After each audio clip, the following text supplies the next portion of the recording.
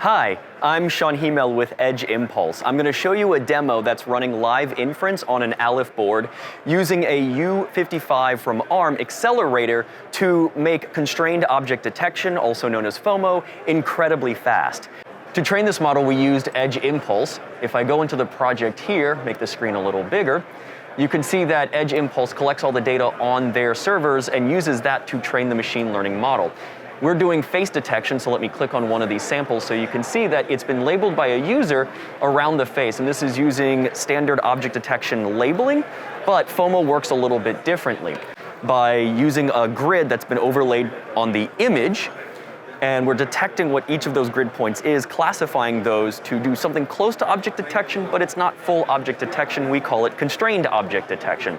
Once that's been trained, we can deploy it to any number of targets, but our demo here is on this Alif board that we are doing this constrained object detection very quickly. Let me go back to our inferencing here. You can see the face moving back and forth. This is a static image or 3 static images that we have on the device. The camera is not working at the moment, but you can see it is performing inference in real time, live, locally on the microcontroller.